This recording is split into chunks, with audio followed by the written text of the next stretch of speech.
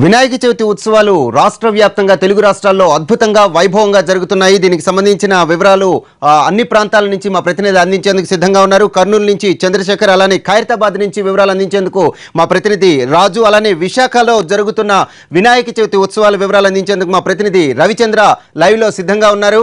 ముందు మనం కర్నూలు చంద్రశేఖర్ దగ్గరికి వెళ్దాం. చంద్రశేఖర్, చెప్పండి, ఉత్సవాలు ఎలా జరుగుతున్నాయి? కర్నూలులో వినాయక విగ్రహాలు ఎన్ని మంటపాలు ఏర్పాటు చేశారు?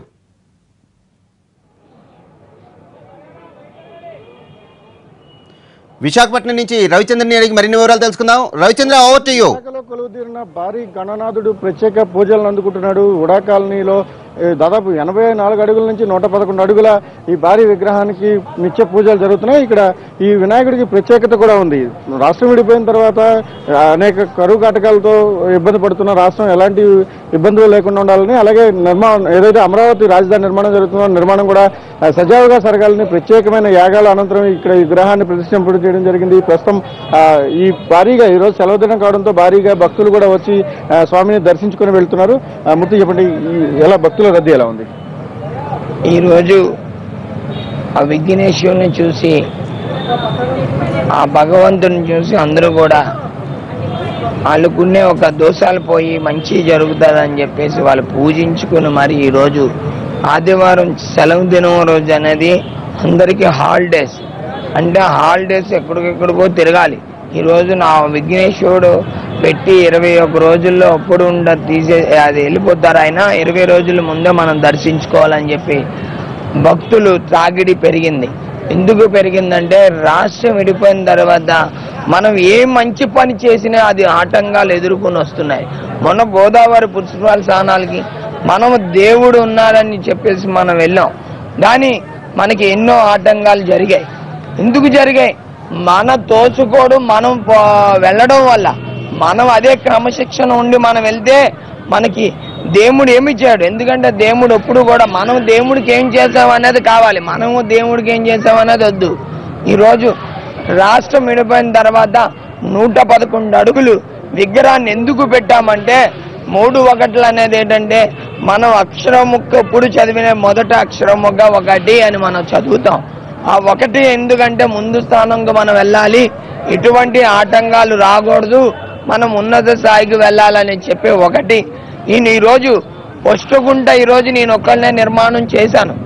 దేనికంటే స్వామి, చెప్పండి, మహాగణపతికి సంబంధించినంత వరకు అనేక ప్రత్యేకతలు ఉన్నాయి. ఒకవైపు యజ్ఞోపేతాలు జరుగుతున్నాయి, మరోవైపు డమరకం మీద ఉన్న స్వామీజీ ఉన్నారు, స్వామి కొలువై ఉన్నారు. అలాగే మనం తీసుకొచ్చిన మట్టి కానీ పుష్కర జలాలు కానీ వాటికి ప్రాధాన్యత. ఇక్కడ మహాగణపతిని మహావిష్ణు స్వరూపమైన విశ్వక్షణుడు అవతారంలో స్వామివారిని ఇక్కడ ప్రతిష్ఠించడం జరిగిందండి.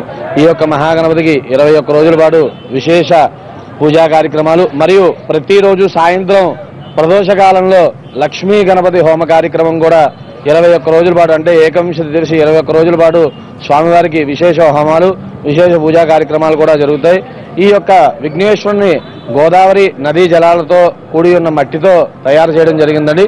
కావున భక్తులు 50 మంది ఈ యొక్క గణపతిని అశేష సంఖ్యలో వచ్చి వేలాది మందిగా రోజు వచ్చి దర్శనం చేసుకుంటున్నారు.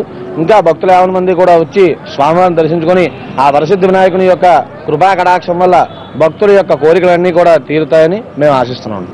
వరప్రసాద్, ఈసారి విశాఖలో కొలువుదీరిన విగ్రహాలన్నింటిలోకి ఇదే అతి భారీ విగ్రహంగా మనం చెప్పుకోవచ్చు. ఈ విగ్రహం దగ్గర రోజు వేలాది మంది వచ్చి పూజలు చేస్తున్నారు. ప్రధానంగా గణనాయకుడిని మనం చూసినట్టయితే ఆయన ఒక డమరకం మీద తన నాట్యాన్ని ప్రదర్శిస్తున్నట్టు పూర్తి ఉల్లాసంగా ఉత్తేజంగా ఉన్న రూపుడైన గణనాథుడు ఇక్కడ మనకి దర్శనమిస్తున్నాడు. అలాగే రోజు కూడా యజ్ఞోపవేతాలు జరుగుతున్నాయి. నిత్యంగా ఆంధ్రప్రదేశ్కు మేలు జరగాలి, ఖచ్చితంగా ఈ కొత్తగా నిర్మాణం జరుగుతున్న అమరావతిని పకడ్బందీగా నిర్మించుకోవాలి, ఒక అందమైన రాజధాని కావాలన్న ఒక ప్రధానమైన కోరిక, అలాగే తెలుగు రాష్ట్రాల ప్రజలకు సురక్షంగా ఉండాలి, సంతోషంగా ఉండాలన్న ఒక రకమైన కోరికను ఇక్కడ వ్యక్తం చేస్తూ రోజు నిత్యం హోమాలు జరుగుతున్నాయి. మొత్తంగా ఈ భారీ గణనాథుడిని దర్శనం చేసుకోవడానికి వేలాదిగా ప్రజలైతే వస్తున్నారు.